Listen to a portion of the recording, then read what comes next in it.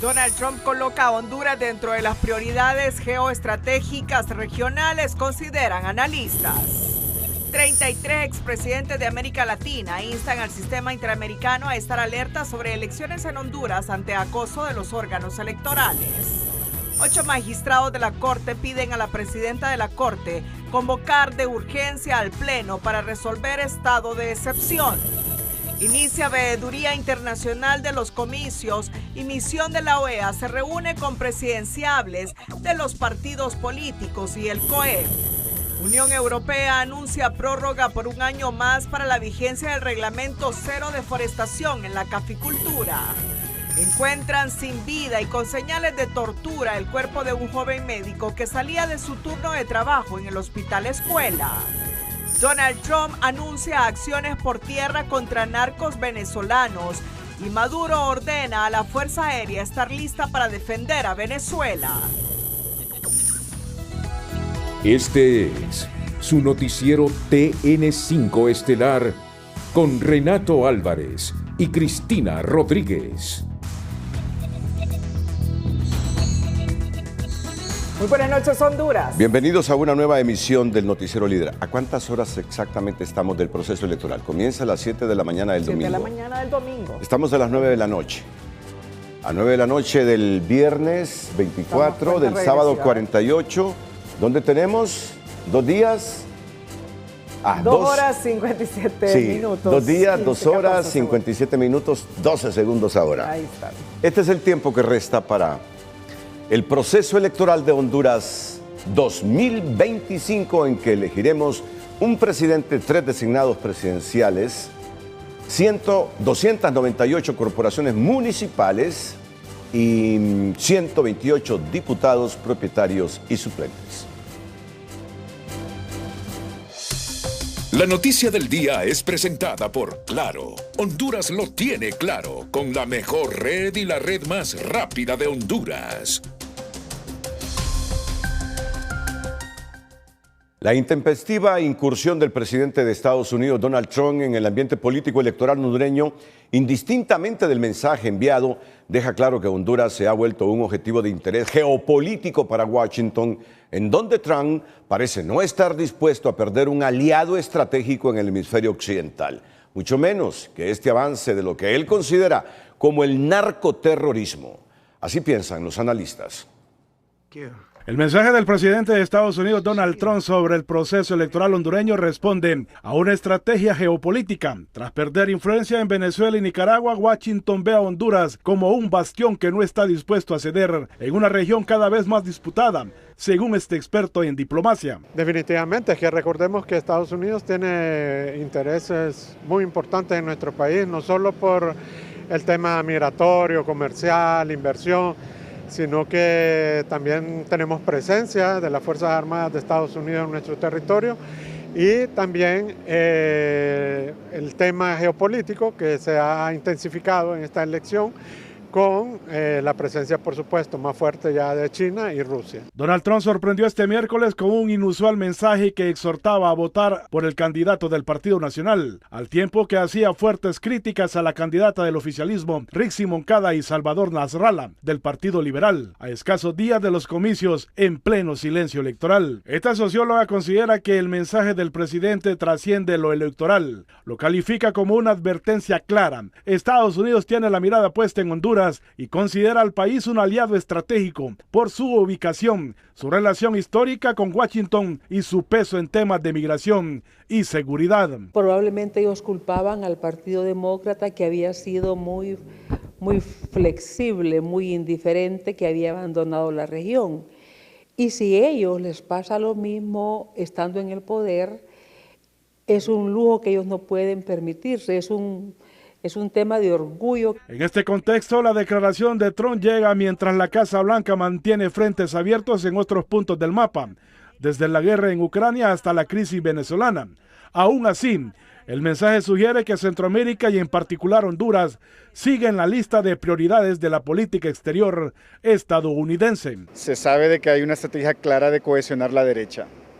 Es decir, se viene haciendo un trabajo desde que tomó posesión. La gira que hizo Marco Rubio la hizo en países que se están perfilando como países de derecha, centro derecha, o países que quieren también trabajar económicamente con los Estados Unidos a nivel de inversión. Ese es un tema, más allá de lo electoral, es un tema de inversiones. El mensaje deja claro que Washington no piensa mantenerse al margen de cambios que considere una amenaza a sus intereses en puntos claves del mapa centroamericano. Uno de ellos, los nexos con el cartel de los soles, fue duro contra los que considera el narcoterrorismo en el hemisferio occidental.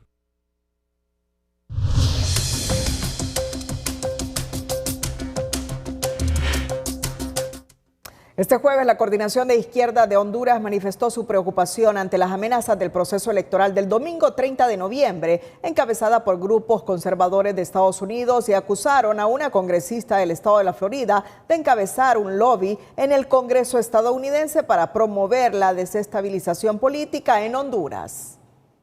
Que vemos con mucha preocupación la intervención norteamericana en el proceso electoral. Aquí no estamos abogando por un partido político en particular, sino porque nos parece ofensivo las manifestaciones tanto de María Elvira Salazar en una posición pues del Partido Republicano interviniendo en la política interna de nuestro país, promoviendo los capitales que vinieron a vender el territorio nacional, como son los de la sede próspera, y además nuevo ayer, ¿verdad?, una alocución del presidente Trump donde afirma que él quiere orientar el voto de la población hondureña hacia un candidato determinado. Todos esos factores nos parecen a nosotros inadmisibles. El movimiento exhortó a toda la población a participar de manera activa en la votación del domingo 30 y rechazó lo que calificaron como intervención extranjera en las elecciones hondureñas. La misión de observación electoral de la Organización de Estados Americanos siguió su agenda de reuniones este jueves con los diferentes candidatos presidenciales. La delegación liderada por el ex canciller de Paraguay, Eladio Loizaga, escuchó las voces de la presidenciable de Libertad y Refundación, Rixi Moncada, al igual que la de Mario Rivera de la Democracia Cristiana, quien en los últimos días se adhirió a Salvador Narrala del Partido Liberal. De igual manera, la MOE-OEA compartió su visión y las expectativas del proceso electoral con el Consejo Hondureño de la empresa privada COEP, a quien resaltó la importancia de la observación nacional el día de las elecciones generales. Previamente, el miércoles la misión se reunió con Salvador Nasralla y Narria Fura. Las misiones de observación internacional han iniciado su proceso de veeduría en todo el país. Es impresionante. Mientras las nacionales se aprestan a comenzar también su trabajo, siendo una de las mayores expectativas en este proceso la llegada de una delegación de congresistas del bipartidismo estadounidense encabezada por la congresista María Elvira Salazar. Una breve reflexión. Recuerda una elección general en Honduras desde el retorno a la democracia que haya generado tanta expectativa en el establishment de Washington, en el poder político real de Washington. Cierto, hemos pasado momentos históricos de una relación fuerte por objetivos de seguridad nacional de Estados Unidos, pero nunca vi una elección que generara tanta expectativa en la Casa Blanca. Las elecciones generales del próximo domingo, según las acreditaciones de la Observación Nacional e Internacional, serán las más vigiladas en la historia electoral del país. Todos los observadores, según datos oficiales del CNE, superan los 32.000 observadores. Las elecciones más vistas de la historia de Honduras y son cerca de 800 de las misiones internacionales, sumadas todas también, los que van a estar desplegados en el país. Entonces, ojos, van a haber muchos. Las misiones de observación de la Organización de Estados Americanos y la Unión Europea son las más numerosas en comparación a procesos anteriores y traen entre sus miembros a expertos en todos los campos, sobre todo en informática. La Unión Europea ha mandado una de las delegaciones mejor capacitadas y mejor distribuidas para entender la problemática. Ellos están en todos los niveles. Y más numerosa. Y más numerosa. Y la acaban de reforzar.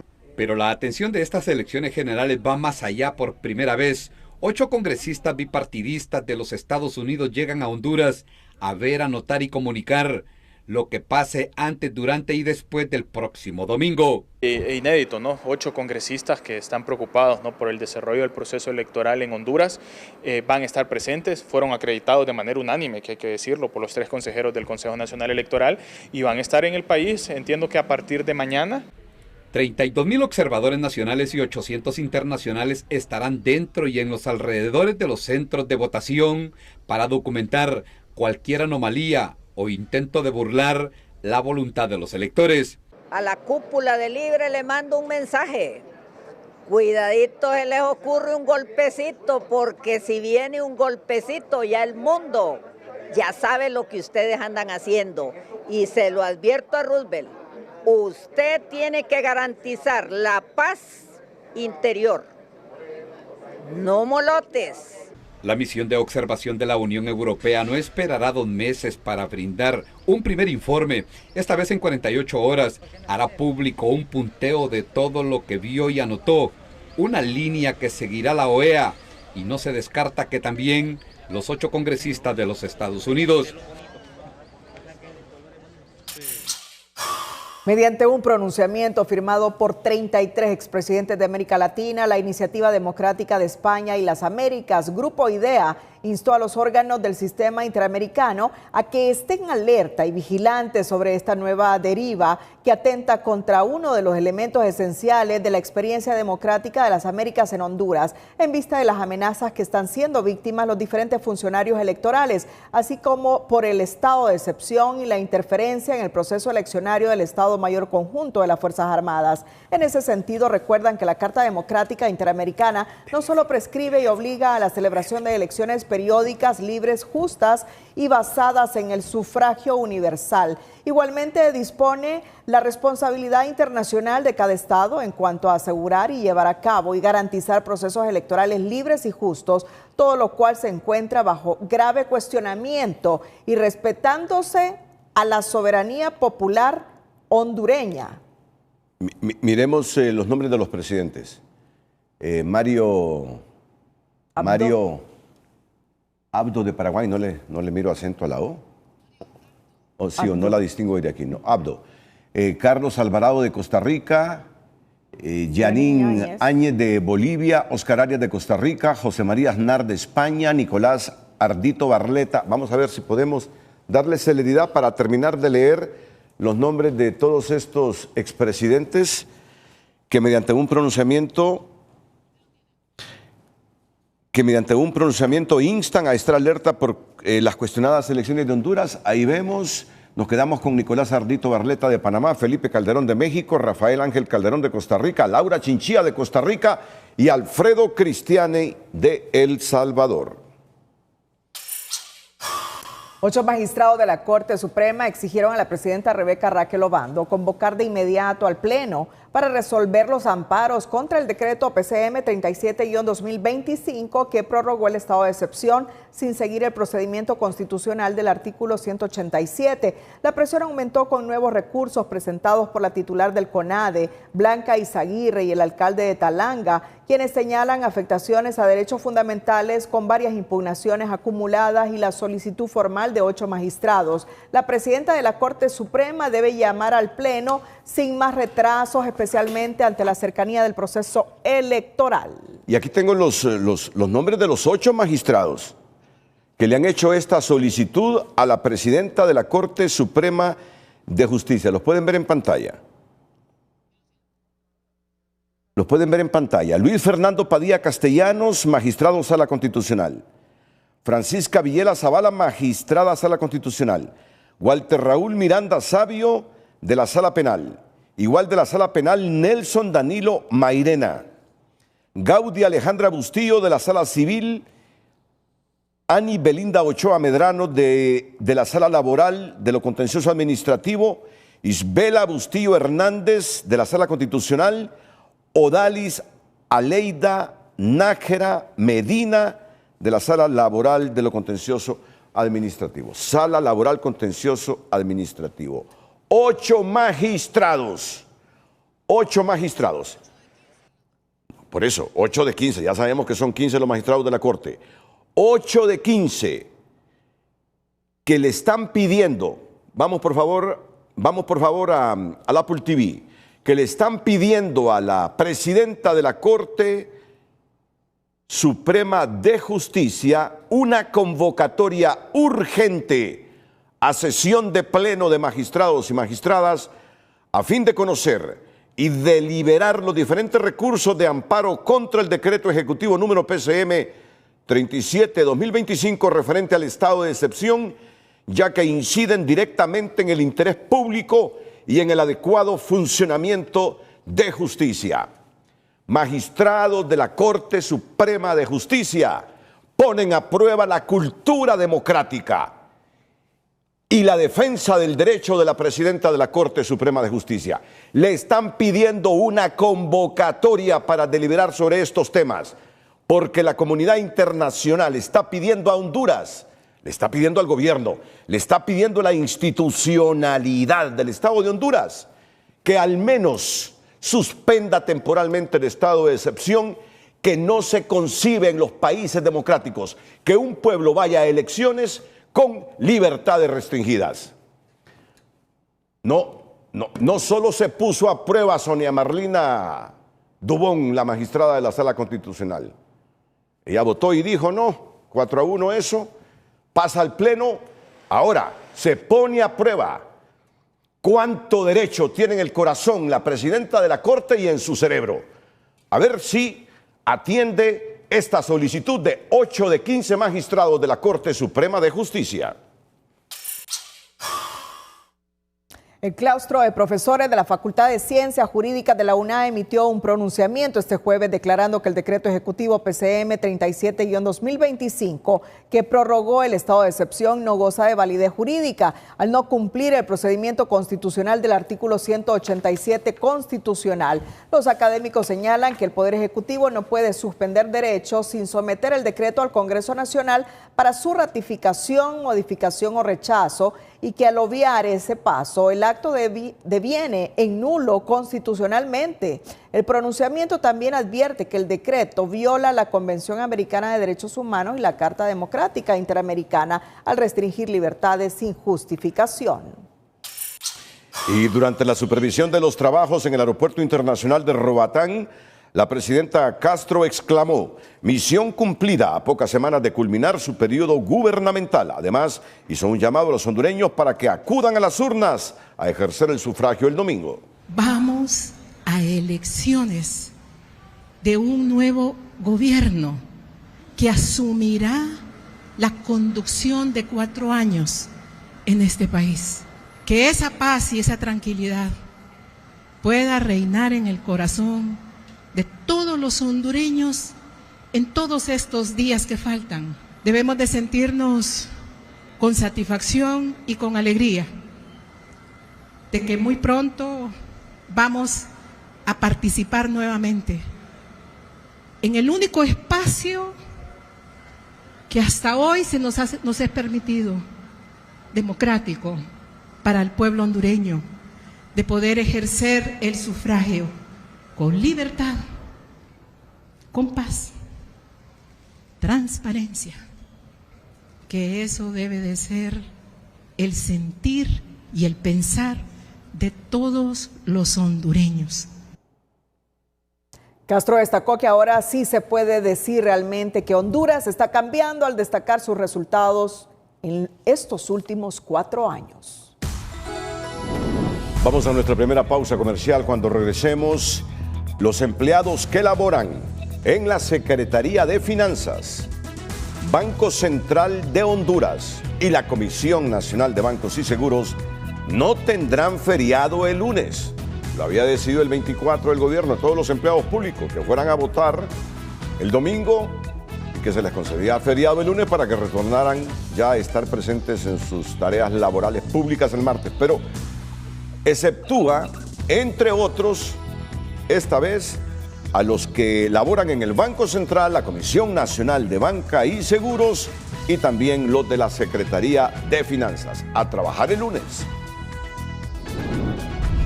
Buenas noticias para el café por parte de Europa. Tenemos todos los detalles al retorno. Y la muerte de un joven médico estremece a los capitalinos. Detalles más adelante aquí en el Noticiero Líder. Pero antes de desarrollar estas noticias, la historia de Fernanda conmovió a muchos luego que junto a su madre ambas perdieron el brazo izquierdo en un fatal accidente. Hoy aquella niña es un ejemplo a seguir, convertida casi en periodista que por su capacidad fue contratada en la Cámara de Comercio e Industria de Cortés. En la nota positiva de este jueves. La noticia positiva es presentada por Diunsa. El Black Week se adelantó en Diunsa. Los precios más bajos de Honduras garantizados. Aprovecha y llévatelo sí o sí.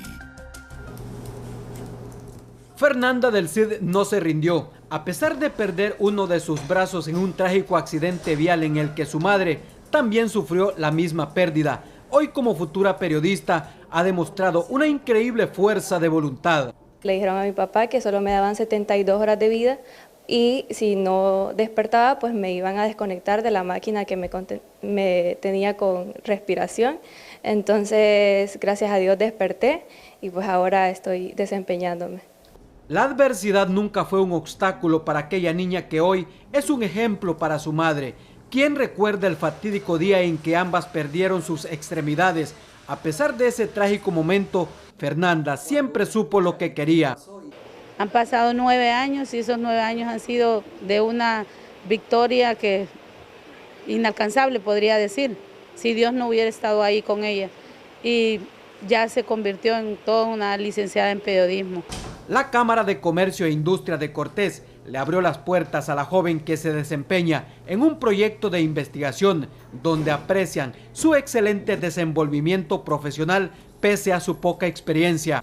Ella es una persona muy inteligente, que tiene muy buenas habilidades y vamos a aprovechar esa parte, ¿verdad? Y ella, pues si usted habla con ella, va a ver que tiene muy soltura, habla muy bien. Fernanda, pese a no tener una de sus extremidades y lesiones cerebrales, sigue creyendo en sus capacidades para brillar en el futuro. Con señales de tortura, así fue encontrado en un basurero al sur de la capital el cuerpo del joven médico Miguel Ángel Salgado, quien fuera raptado luego de culminar su turno de trabajo en el Hospital Escuela y se disponía a retornar a su casa. Consternación ha causado el asesinato del joven médico Miguel Ángel Salgado Cabezas, de 31 años, pasante de medicina interna de la UNA. Las primeras pesquisas indican que el doctor Salgado salió de la Facultad de Medicina y mientras caminaba hacia su vehículo fue interceptado por desconocidos. Horas después su cuerpo fue encontrado en Loma del Diamante con signos de violencia y posibles torturas. Nosotros hemos cumplido con la práctica de la autopsia y una vez que se tenga el dictamen correspondiente, se hará llegar a las autoridades que de oficio evidentemente investigan esta muerte. La inspección en la escena del crimen y en el vehículo al que el médico Salgado no logró llegar revelan rastros, huellas y materiales que ahora son analizados en laboratorio para determinar el móvil y descubrir a los responsables de su muerte. La Facultad de Medicina expresó solidaridad con la familia, exigiendo justicia. Estamos en reunión buscando estrategias con los residentes, viendo las situaciones que ellos están viviendo y pues dando las instrucciones de que estos jóvenes residentes, médicos, estudiantes de los posgrados deben de salir a las 5 de la tarde como la normativa lo dice, independientemente de las actividades de hospital que tengan que hacer, porque la seguridad del país no permite salir a horas más tardes. Colegas médicos del área de medicina interna describen al doctor Salgado Cabezas como un profesional brillante, noble y trabajador. Su muerte nos golpea profundamente, manifiestan. Yo lo vi todavía bastante activo trabajando. El mes pasado estuvo trabajando conmigo en la misma sala, pero ya durante este mes lo miraba por lo menos entre pasillos porque compartimos, somos vecinos de área de trabajo. Autoridades médicas anunciaron que revisarán las condiciones del área de estacionamiento, reconociendo la necesidad urgente de mejorar iluminación, vigilancia y medidas de seguridad, especialmente para estudiantes y médicos que cumplen turnos nocturnos. Creo que lo más importante, en primer lugar, es mejorar todas las condiciones de seguridad, desde aumentar elementos, mejorar la iluminación, mejorar la situación de las cámaras, eso ahuyenta de una manera u otra, Y bueno, y hasta realmente se planteó la situación de tratar de respetar lo máximo posible la cuestión de los horarios. Las pertenencias del doctor Salgado Cabezas estaban en su vehículo, con lo que queda casi descartado el robo. La comunidad médica pide resultados en un caso que evidencia nuevamente los riesgos que enfrentan médicos y estudiantes en jornadas críticas y zonas de poca seguridad. Este caso del joven médico Miguel Ángel Salgado nos ha generado tristeza, estoy convencido, a todos los hondureños, así como todas las muertes violentas en el país, los femicidios y feminicidios de igual manera. Así que a la familia del doctor Miguel Ángel Salgado, sobrino del secretario de Estado en los despachos de Planificación Estratégica, la solidaridad de TN5 y Televicentro, Emisoras Unidas, Tu Nota. Cualquier muerte violenta en Honduras nos genera conmoción, nos genera tristeza por la desaparición de las personas que fallecen de esta manera, con la brutalidad de quienes matan, y no tenemos más que como hondureños que lamentar todo esto, solidarizarnos con la familia, con todas las familias que pierden de esa manera a sus seres queridos, y en esta ocasión lo hacemos también con la familia del ministro de Planificación Estratégica del gobierno, don Ricardo Salgado. Un hondureño fue víctima de un violento ataque armado la tarde de este jueves en las inmediaciones del Instituto Hondureño de Seguridad Social de la colonia La Granja en la capital. El herido, que según se informó se desempeñaba como vendedor ambulante, recibió 3 impactos de bala, por lo que fue trasladado de inmediato al área de emergencias del mismo centro asistencial para recibir tratamiento médico. El ataque generó una escena de desconcierto y pánico entre algunos de los derechohabientes que se encontraban en las diferentes salas del IS, porque al escuchar las detonaciones pensaron que el tiroteo ocurría dentro de las instalaciones hospitalarias, aunque el ataque se perpetró en la vía pública afuera del Seguro Social. Como Néstor Andrés Martínez fue identificado un conductor de taxi que murió tras recibir varios disparos que le infirieron desconocidos que supuestamente pertenecen a una pandilla. El hecho se registró en la aldea Las Minas, en el Progreso Lloro. No se descarta como posible móvil la extorsión. El Observatorio de la Violencia de la UNA reporta en lo que va del 2025 un total de 233 muertes violentas de mujeres, con una característica común: el uso de la brutalidad extrema en la mayoría de los casos, en donde 5 de los 18 departamentos del país encabezan el mayor número de los femicidios.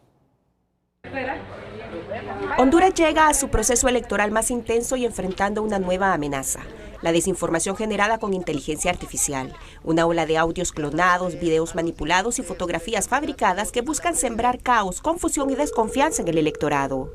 El uso de herramientas como la inteligencia artificial vienen a poner en tela de juicio la credibilidad y la confianza de las informaciones que consumimos, poniendo más niveles de incertidumbre, caos y sobre todo miedo. Y en la medida que las personas no puedan identificar qué es real y qué es falso, eso les va a impedir tomar decisiones de manera libre y justa, sobre todo de cara a este proceso electoral. En las últimas semanas se viralizaron audios de supuestos planes de fraude, videos editados para manipular las declaraciones de candidatos y fotografías creadas desde cero para simular reuniones o escándalos. Los expertos advierten que la intención no es informar, sino confundir. Según organismos como la OEA, la Unión Europea y el NDI, Honduras se ha convertido en un foco de alerta por el creciente uso de contenido falso que tiene como meta desacreditar al CNE, impulsar narrativas de fraude y reducir la participación ciudadana el 30 de noviembre. Una estrategia riesgosa que podría deslegitimar el resultado electoral y la estabilidad del país. Ahora no tienen necesidad de que se inicie una bomba, un chisme, un rumor. Simplemente la inteligencia artificial lo crea a partir de cero. Entonces, cualquier persona puede hacerlo, cualquier persona puede ser víctima, y es preocupante porque sí afecta en la percepción mediática de cada votante a 2 días de las elecciones. Lo peor, advierten los especialistas, es que la tecnología avanza más rápido que las leyes y Honduras no tiene ninguna regulación sobre el uso político de la inteligencia artificial ni protocolos para verificar contenidos falsificados en campaña. problema en Honduras es que la desinformación está invisibilizada. La gente no cree en la desinformación, pese a que cotidianamente convive en ella. Esto lo hace a un problema mucho más grave. Y agreguémosle el tema estatal. No hay regulaciones, no hay leyes, no hay ambiente, no hay intenciones de regular la desinformación. Ante la creciente desinformación electoral, los entendidos recomiendan desconfiar de todo contenido que alerte con advertencias como urgente o compartirlo ya. No creer en información solo porque fue enviada por alguien de confianza. Revisar las fuentes de la información en sitios oficiales. Desconfiar de las capturas de pantalla. Dudar de las frases que generan odio y no creer en todo lo que venga con logos de los entes electorales, partidos políticos o medios de comunicación de referencia porque podrían ser usurpaciones. La inteligencia artificial se ha convertido en el arma política de muchos para contaminar las elecciones. Ahora no solo se compite por votos, sino por manipular la verdad. Y Honduras no puede permitir que un algoritmo defina lo que solo puede decidir el pueblo en las urnas. Gabriela Lobo, Telenoticias. Bueno, miren, para TN5, para Televicentro, para Tu Nota, para Emisoras Unidas, esta noticia es muy importante. La comunidad internacional, Europa, diversas organizaciones de derechos humanos del planeta interesados en las elecciones de Honduras le han pedido al Estado de Honduras que suspenda el estado de excepción para el proceso electoral. En Europa no conciben ir a un proceso electoral con libertades restringidas para los ciudadanos. No conciben un estado de excepción en un momento inclusivo, como son las elecciones, que todo mundo debe tener plenas libertades para ejercer el sufragio sin miedo, para movilizarse sin miedo, sin temor alguno, de que la autoridad abusará de él. Eso es lo que nos pide Europa, nos pide Estados Unidos, nos piden todos los países, prácticamente todos los países con los que tenemos relaciones diplomáticas. Yo creo que ha llegado el momento de quitarnos las caretas todos los hondureños, inclusive los magistrados de la Corte Suprema de Justicia. Los magistrados que ustedes ven en la línea superior son los que le están solicitando a la magistrada presidente de la Corte Suprema de Justicia una convocatoria urgente a sesión de pleno de magistradas y magistrados a fin de conocer y deliberar los diferentes recursos de amparo contra el decreto ejecutivo número PCM 37-2025 referente al estado de excepción, ya que inciden directamente en el interés público y en el adecuado funcionamiento del sistema de justicia. Ellos son Luis Fernando Padilla Castellanos, Gaudia Alejandra Bustillo Martínez, Anibelinda Ochoa Medrano, Odalis Aleida Nájera Medina, Isabela Bustillo Hernández, Nelson Danilo Mairena Franco, Walter Raúl Miranda Sabio y Francisca Villela Zavala. Ellas y ellos están por el Estado de Derecho que exige la comunidad internacional en este momento histórico del país. Los de abajo, respetando el criterio de ellos, son los que desatienden el pedido de la comunidad internacional y de la mayor parte de hondureños.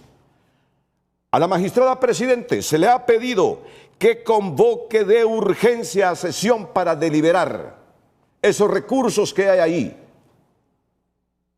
en la Corte Suprema de Justicia. Veremos si lo hace este viernes, si lo hace el sábado temprano, pero bueno, estos que ven abajo, que son minoría, no han suscrito esa solicitud de los magistrados que están arriba. Rebeca Lisette Raquel Obando, Wagner Vallecillo Paredes, Sonia Marlina Dubón Villeda, Milton Danilo Jiménez Puerto, Mario Rolando Díaz Flores, Roy Pineda Castro, Rubenia Esperanza Galeano Barralaga. Ustedes ven, arriba hay 8 magistrados. Abajo hay 7 magistrados.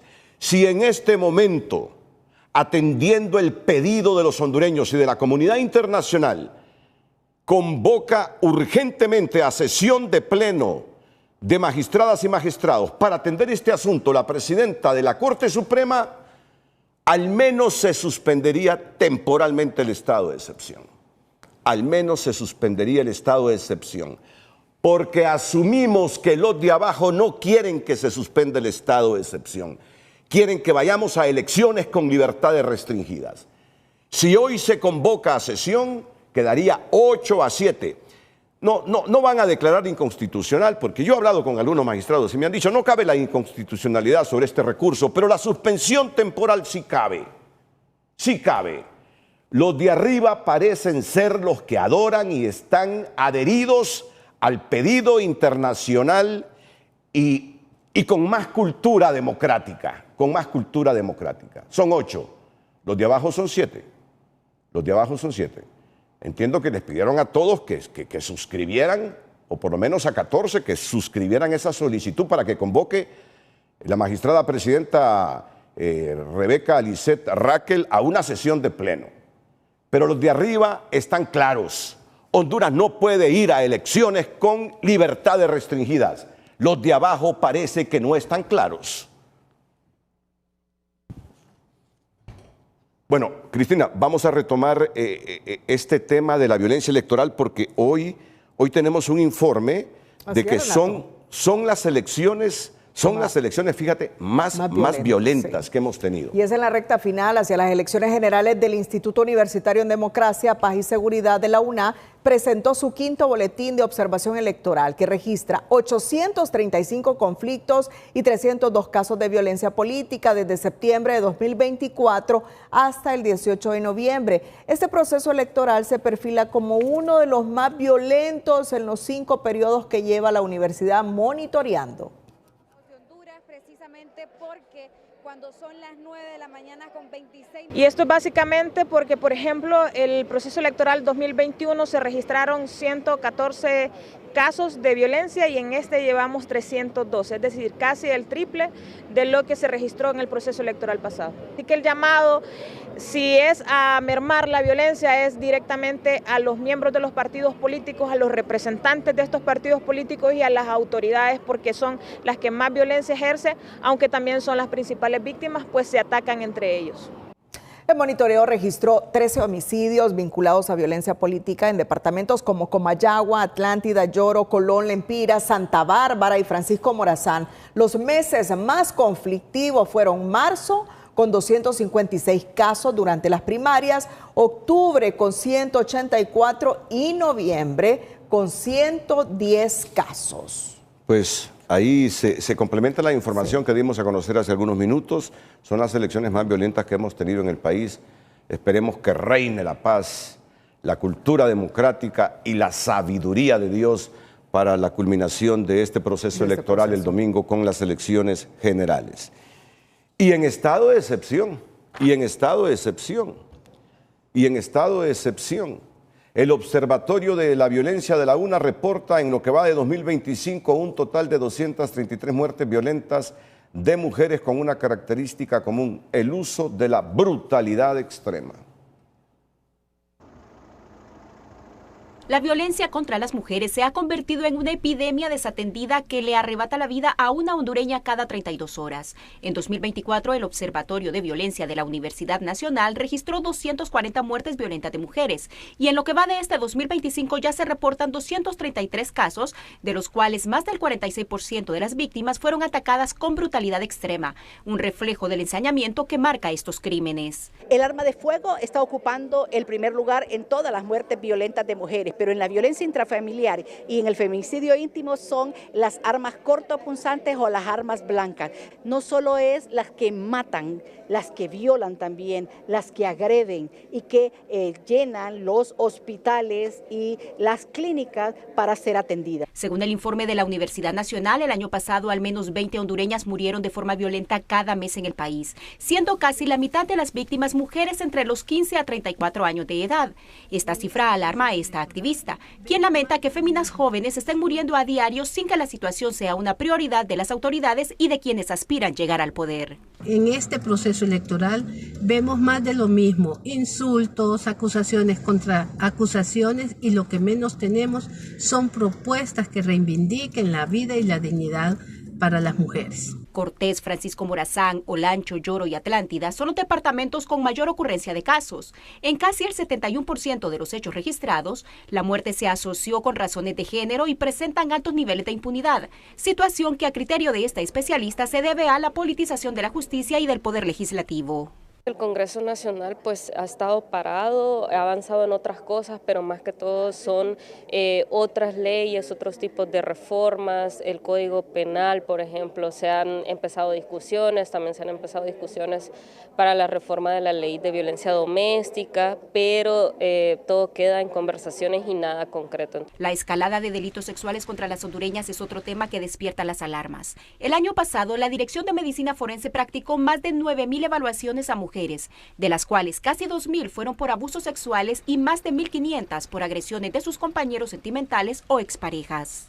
La escalada de delitos sexuales es otro tema que preocupa. El año pasado, la Dirección de Medicina Forense realizó unas 9.000 evaluaciones a hondureñas, de las cuales más de 2.000 fueron por abusos sexuales y cerca de 1.500 por agresiones cometidas por sus compañeros sentimentales o exparejas.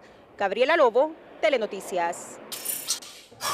El comunicador social de Talanga, Hernán Córdoba, denunció haber sido agredido físicamente por el comisionado de la Confederación Deportiva Autónoma Condepor, Mario Moncada. En imágenes difundidas en redes sociales se observa al comunicador con sangre en la frente producto de la supuesta agresión. Córdoba narró que Moncada lo atacó de manera violenta, dejándolo lesionado. La denuncia fue presentada ante las autoridades correspondientes. Solo quiero dejar evidencia del ministro de Condepor, de la agresión física que me acaba de hacer, con el objetivo de atemorizarme el día de hoy, donde hemos venido a ver qué es lo que estaba sucediendo en la cancha y él aduce que él la hizo. Mi pregunta es que si la hizo con el dinero de él o con qué pisto la hizo, para que pueda agredirme de esta forma como lo está haciendo. Esta es la clase de patrañas que nosotros tenemos, ¿sí? Que no les gusta que uno les diga, que uno lo fiscalice, de una forma cobarde. Cobarde, porque se me acercó y me pegó con la cabeza, así en mi cabeza, cobarde. Por su parte, Mario Moncada respondió a las acusaciones señalando que quieren dañar su imagen y calificó a Hernán Córdoba como un resentido. ¿Por qué no nos dejan trabajar tranquilos? O sea, no nos sigan molestando, no nos sigan molestando. Hoy no hubo reacción de mi parte, pero ya vi que son pícaros, ya vi que quieren dañar no solo la imagen mía, porque pienso que no es mi imagen la que quieren dañar. Como saben que están perdidos, quieren que esto se viralice a nivel de Honduras para querer dañar la imagen de la próxima presidenta de la República. No es la primera vez que el nombre de Mario Moncada aparece vinculado a escándalos y controversias públicas. Este nuevo incidente se produce en un contexto electoral en donde las misiones de observación internacional y de libertad de expresión han pedido garantías para el ejercicio del periodismo.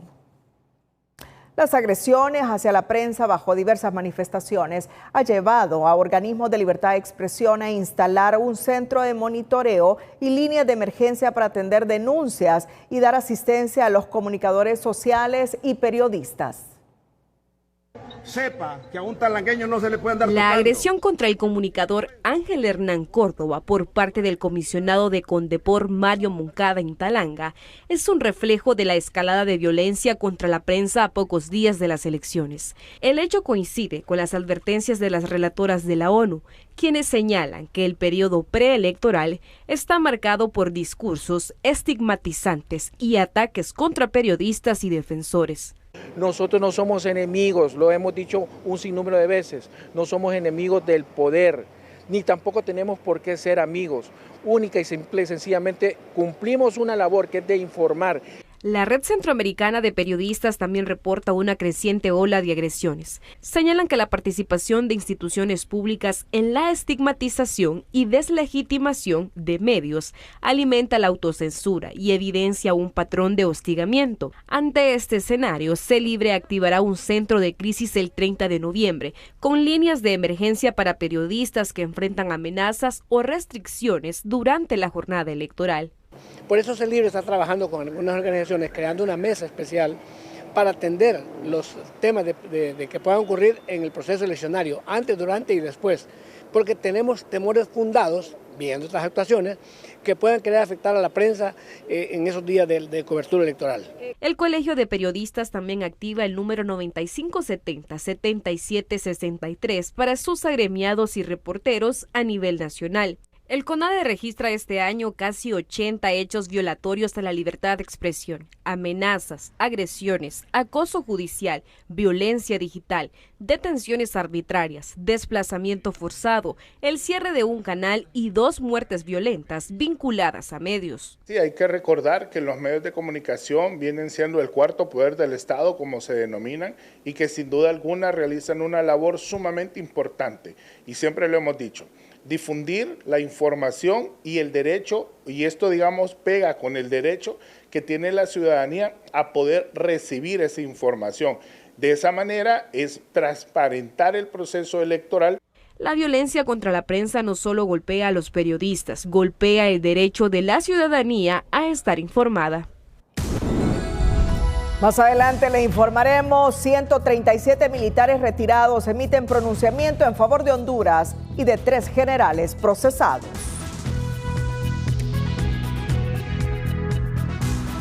Antes de desarrollar esa noticia, su pasión por la pintura lo llevó a emprender y ofrecer a los hondureños una variedad de artículos donde combina arte, naturaleza y mucho color. Así es como nació Arte Copán y es nuestra nota del emprendedor. El emprendedor de hoy es presentado por Ficosa. Deposita, suma y arranca en Ficosa. Deposita o incrementa 500 lempiras o más y participa por 6 carros Jetour nuevos. Ronnie Navarrete Coto es un hondureño que descubrió en sus manos un talento para pintar. Así nació su emprendimiento al que llamó Arte Copán.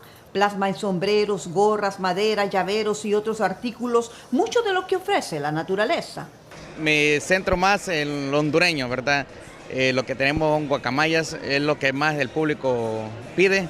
Guacamayas, tucanes, cosas nacionales, así como venados, pintamos en sombreros, en madera, todo lo que tenga que se pueda pintar, pues aquí estamos.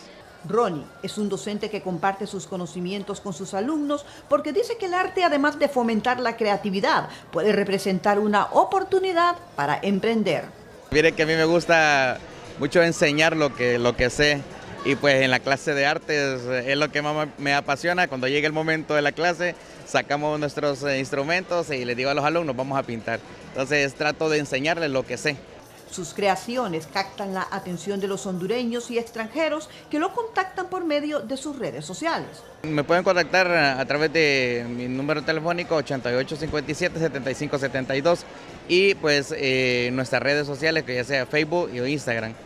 Ahí nos contactan y puede ver nuestro producto también, como Arte Copán. Para Ronnie, quien además expone en el bazar del sábado en San Pedro Sula, no hay límite a la hora de pintar. En pocos minutos complace los gustos de sus clientes con artículos de calidad.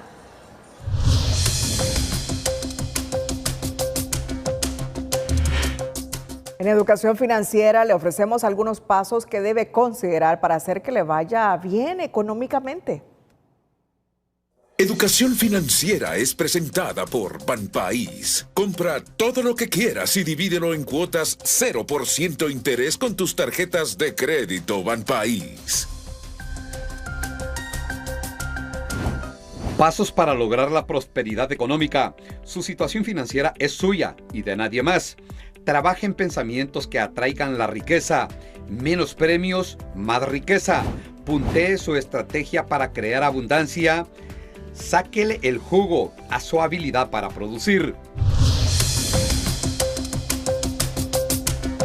Al menos 137 oficiales en condición de retiro de las Fuerzas Armadas, entre ellos subtenientes, oficiales, coroneles y generales de división, emitieron un pronunciamiento dirigido a los candidatos presidenciales, autoridades del gobierno y a la comunidad nacional e internacional. Los firmantes expresan solidaridad con 3 generales sometidos a proceso judicial, Venancio Cervantes Suazo y Carlos Roberto Puerto Funes, quienes permanecen encarcelados, y el ex jefe del Estado Mayor Conjunto, Romeo Orlando Vázquez Velázquez, actualmente en condición condición de clandestinidad. En el documento, los militares retirados demandan debido proceso, respeto a los derechos humanos y garantías procesales, advirtiendo que la justicia no debe convertirse en instrumento de venganza ni de persecución. Asimismo, llaman a la unidad nacional, al respeto a la Constitución y a evitar la polarización, reiterando que las Fuerzas Armadas deben mantenerse al margen de intereses políticos y enfocarse en la estabilidad y la paz del país.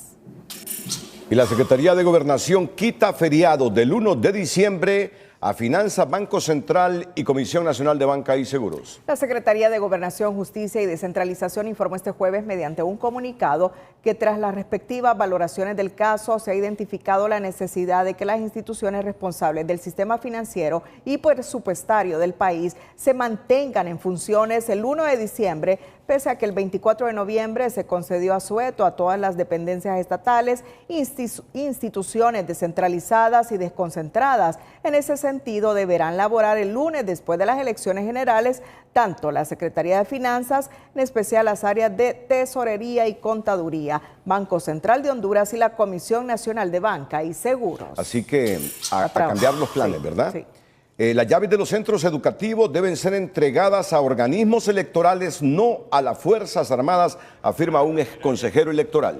El expresidente del Consejo Nacional Electoral, Kelvin Aguirre, recordó este jueves a las autoridades educativas que la ley establece que las llaves de las escuelas que funcionarán como centros de votación deben entregarse a los consejos electorales departamentales y municipales. Se le tiene que entregar las llaves de los más de 5.000 centros de votación, es decir, los órganos electorales que la ley establece que deben custodiar los centros de votación son los consejos departamentales electorales, los consejos municipales electorales. Las Fuerzas Armadas solo se deben limitar a lo que establece el artículo 272 constitucional, que es el transporte, custodia.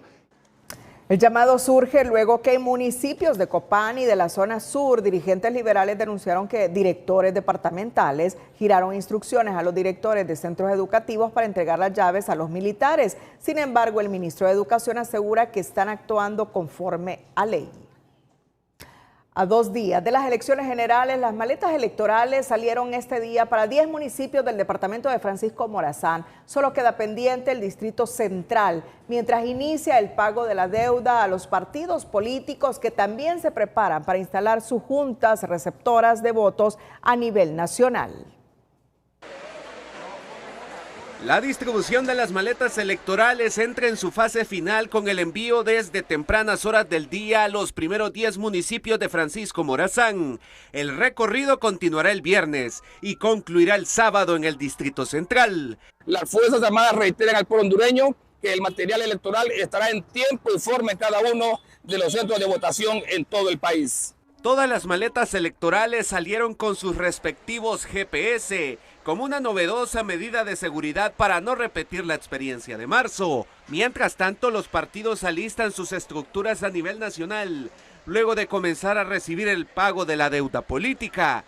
Los liberales ya distribuyeron los presupuestos a cada departamento y reportan que en los 298 municipios ya tienen integradas y capacitadas las juntas receptoras de votos con sus credenciales y custodios listos. El domingo 30 de noviembre el pueblo hondureño tiene que salir masivamente a las urnas. Va a ser una gran fiesta cívica y el pueblo hondureño no me cabe duda que va a votar. En similares circunstancias se reportaron el Libre, Pino y el Partido Nacional, que recuerda el compromiso pactado con la oposición política para cuidar la voluntad popular expresada en las urnas. El Partido Nacional está listo para defender la democracia de todos, inclusive los que no voten por nosotros. Si hay una urna que sale del CNE a alguna parte del país, nunca va a estar sola, siempre va a haber un miembro del Partido Nacional. Por su lado, la Democracia Cristiana dejó sus credenciales en manos del Consejo Nacional Electoral por falta de capacidad de poder cumplir el requisito de nombrar a sus miembros de mesa. Las oficinas del Registro Nacional de las Personas permanecieron abarrotadas este jueves debido a que miles de hondureños hacen largas filas para reclamar su documento nacional de identificación. Las autoridades informaron que faltan 150,000 DNI por entregar en todo el país, por lo que extenderán la atención hasta el próximo sábado. Viernes y sábado que vamos a trabajar de 8 a 4 de la tarde y que todos los que estén en fila a las 4 los vamos a introducir a los registros civiles para atenderlos hasta que le entreguemos al último que llegó en ese momento. ¿Cuántas estarían pendientes de entregar? Mire, la última cifra que vimos eran alrededor de 300.000 a nivel nacional y vemos que estamos bajando, ya estamos aproximadamente en 150.000, o sea que ya ha llegado cantidad de gente a retirar su DNI y esperamos que en estos 2-3 días que faltan podamos cumplir con por lo menos un 90-95%. Explicaron que todo el personal está trabajando por descongestionar las oficinas y garantizar que los ciudadanos puedan retirar su documento a tiempo para ejercer el voto. Por su lado, los ciudadanos solicitaron mayor celeridad en la atención. En Estados Unidos, los hondureños que quieren ejercer el sufragio se han encontrado con 2 sorpresas. Su identidad no está porque les aseguran que no hicieron cambio de domicilio o que los técnicos del registro no los ingresaron al sistema, que la DNI está en Honduras o fue enviada a otro estado, mientras en el registro de las personas se lavan las manos al indicar que ellos ya cumplieron con la entrega. No es justo, yo tramité mi tarjeta de identidad aquí en la Florida y me mandan que yo tengo que ir a votar a Houston. Así reaccionan cientos de hondureños en Estados Unidos al llegar a los consulados a reclamar su tarjeta de identidad para ejercer el voto este próximo domingo. Les responden que no hicieron el cambio de domicilio o que los técnicos no los ingresaron al sistema. Tenían que haberle puesto Miami y la dejaron con Houston. Les dicen que su DNI está en Honduras o en otro estado, aun cuando están en el lugar que corresponde, denunció Olga Fiallos. Dijeron que no están, que escaneáramos el código de barra, escaneamos y nos salió en blanco. Y entonces llegó un muchacho que se llama Ronnie y nos revisó y ahí están las tarjetas de identidades. Y los dijeron que estaban en Honduras. La abogada Marcela Caro asegura que han comprobado que a pesar de estar la información correcta en el censo, no les entregan su documento de identificación. Y han llegado personalmente a los consulados y no se las han entregado. No les entregan su DNI. Esto es muy importante y esto es grave. A pesar de la denuncia de los hondureños en el exterior, las autoridades de gobierno aseguran que están cumpliendo con el proceso de entrega y que solo han identificado algunos inconvenientes. En el Registro Nacional de las Personas se declaran sin responsabilidad al asegurar que ya entregaron alrededor de 400.000 DNI a Cancillería. Y esperamos pues que Cancillería las distribuya a donde corresponde para que el domingo vayan a votar con su DNI todos los hondureños que viven en Estados Unidos. Pero el vicecanciller sostiene que las identidades pendientes son menos de 50.000, una cifra que considera poco significativa para el proceso electoral, pues dice que en su mayoría los hondureños no hicieron cambio de domicilio o temen salir por las redadas de ICE. No es la mayoría, ni siquiera es un número totalmente significativo. La gente, lo que sí hay gente que no va a poder votar es porque no hizo su cambio domiciliario y además ahora a la gente le da un poco de temor moverse de estado a estado por el tema de las redadas de ICE. Pero la abogada Caro asegura que si bien solo hay 15 mesas receptoras de votos en Estados Unidos, donde podrían ejercer el sufragio unos 4.500 compatriotas, el riesgo es que se utilicen las DNI que no han sido entregadas para que otros voten de forma fraudulenta. Sara Carranza, Telenoticias. Y hoy se ha producido una muy buena noticia para Honduras. Y hay funcionarios de la actual administración, del cuerpo diplomático, como nuestro embajador Iván Romero Martínez, que han contribuido a esta noticia que les anticipo. La Unión Europea aprueba segunda prórroga a la aplicación del reglamento cero deforestación. ¿Saben ustedes lo que representa el café para Honduras? Las exportaciones de café. ¿Saben ustedes lo que representa en la economía nacional? El peso que esto tiene. Y que a Europa exportamos la mayor parte del café que producimos en el país.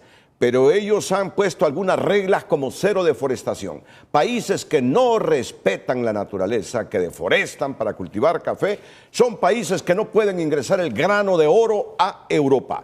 Pues hoy han habido gestiones del gobierno de Xiomara Castro, del cuerpo diplomático, y Honduras ya pesa en el concierto mundial como uno de los productores de los países productores de café más importantes del mundo. Hoy la Unión Europea ha aprobado la segunda prórroga a la aplicación del reglamento cero deforestación.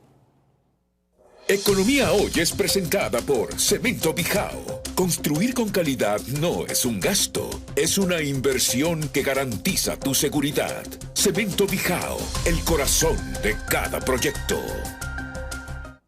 El Parlamento Europeo aprobó una nueva prórroga por un año más para la entrada en vigencia del reglamento cero deforestación que busca evitar que ingresen a Europa productos cultivados en tierras que hayan sido deforestadas recientemente. Según la Asociación de Exportadores de Café, esta es una buena noticia porque Honduras no estaba preparada para cumplir la normativa.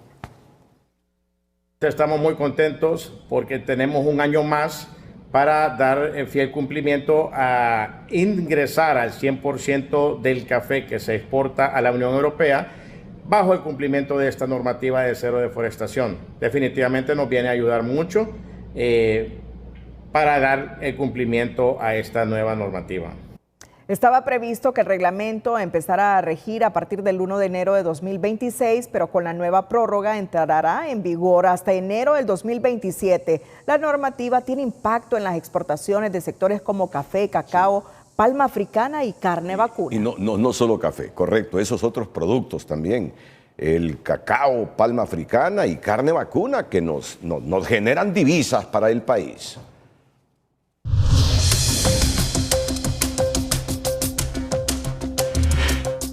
Las MIPYMES se fortalecen con financiamiento de la banca arriba de los 167 millones de lempiras.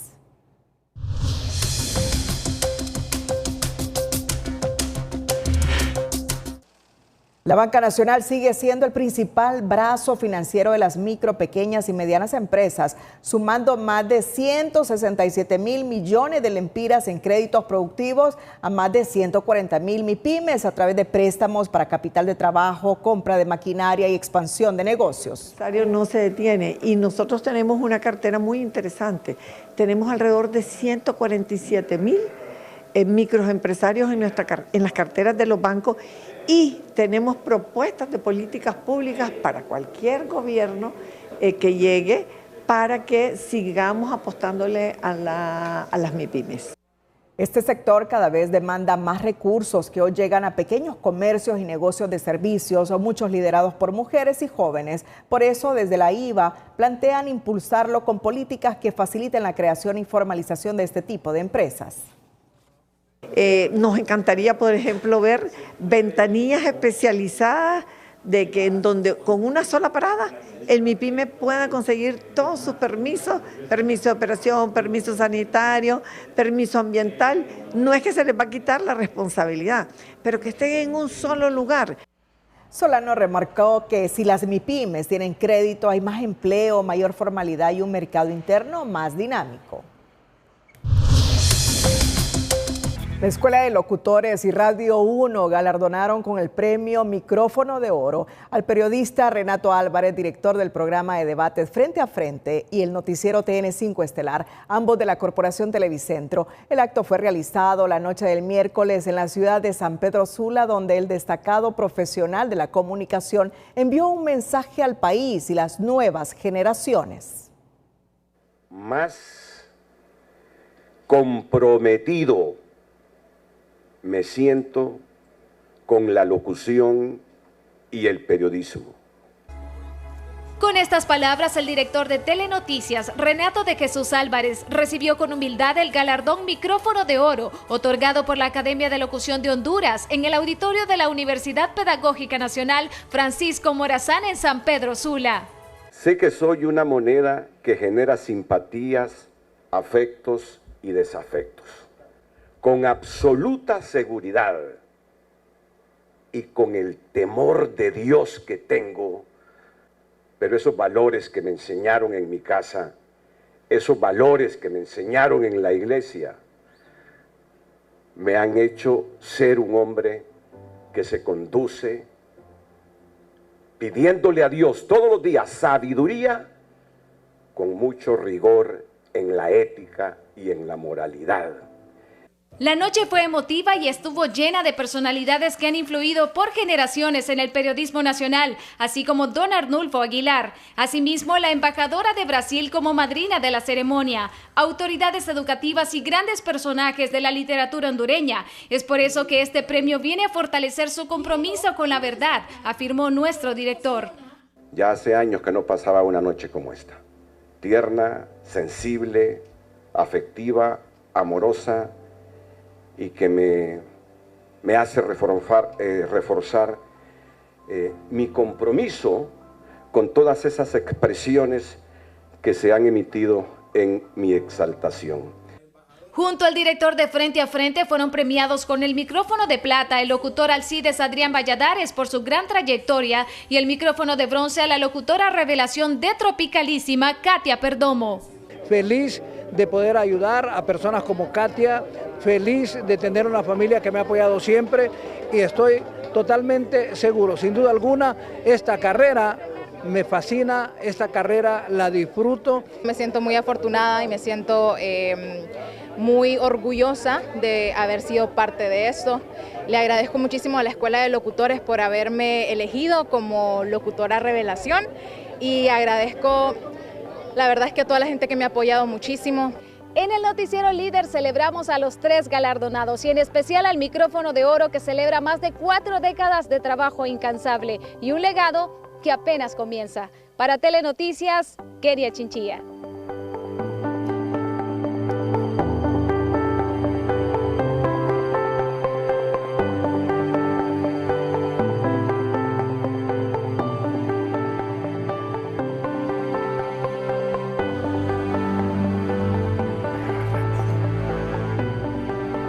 Bueno, gracias Kenia, gracias Kenia. Esa niña es una niña. Es que trabaja en la Tropicalísima, la radio de Emisoras Unidas en el sector norte del país.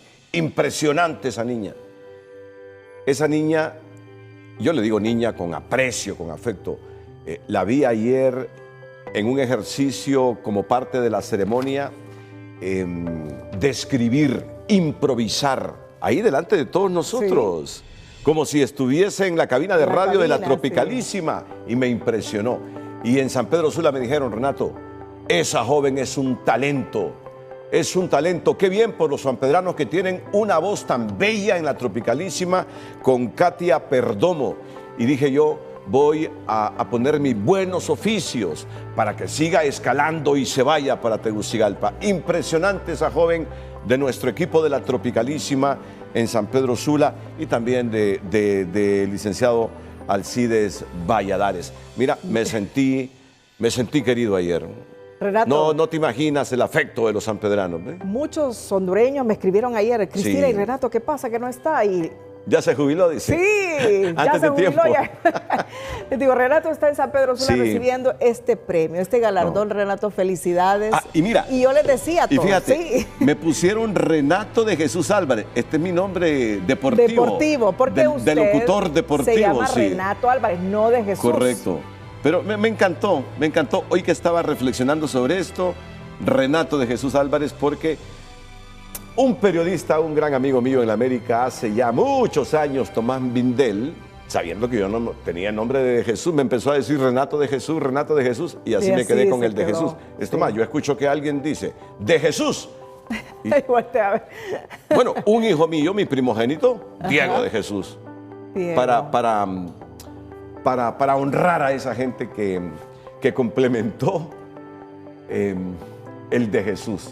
Mi nombre solo es uno, es Renato. Así que muchas gracias a la Escuela de Locutores. Muchas gracias al Centro Regional de la Universidad Pedagógica Nacional Francisco Morazán. Mira, el congestionamiento para entrar a San Pedro Sula era tanto que ni siquiera fuimos al hotel directamente, sino que nos fuimos para la ceremonia. Y ahí el rector me prestó su oficina para que me cambiara y que fuera decente la ceremonia. También la embajadora de Brasil pasó esto mismo. Pero lo que me importa es el afecto de la gente para con Televicentro, para conmigo, y por eso digo, mira, para Televicentro, para conmigo. Me encantó. Me sentí un niño, me sentí querido ayer. Y no siempre uno se siente querido, porque en esta profesión, la naturaleza de esta profesión es que te odien y te amen. pero ayer me sentí amado en San Pedro Sula, como hoy en la Cámara de Comercio e Industrias de Cortés, donde se acercaron muchos colegas, empresarios y dirigentes obreros para estrechar la mano. Sí. ¿Cómo no se va a sentir uno alegre? Yo quiero aportar algo, y darle Renato. las gracias a Dios. Y darle las gracias a Dios. Sobre todo. Y yo ayer les decía a los televidentes, Renato, lo hemos compartido con todo el equipo durante 15 años y usted no es un hombre que le gusta este tipo de reconocimiento, sí, usted lo ha mencionado, sí. Pero justo en la mañana contaba la historia yo al aire, Renato nos dijo, yo tengo ese sentimiento de acompañar, de ir. Y realmente, Renato, usted tiene una trayectoria. ¿Y sabes qué? Y es un honor realmente. Yo siempre he sentido el afecto de los sanpedranos, sí, para con nuestra empresa y para con nuestra gente, para conmigo. Siempre lo sentí. Y lo siento en toda la geografía nacional, pero San Pedro Sula para mí es muy especial. Así que muchas gracias, compañeros. Gracias, académicos. Gracias al jurado calificador, a Julio Escoto y todos mis colegas y de universidades que participaron en el jurado calificador para darme este premio. Micrófono de oro. ¿Sí? Que yo se lo digo con humildad. Sí me he esforzado porque me gusta el periodismo, pero yo sé que hay mejores periodistas. Pero amo lo que ayer se me entregó. Gracias, San Pedro Sula. Gracias a todos por su fiel sintonía. Cerramos la emisión con los Deportes TVC. Feliz noche.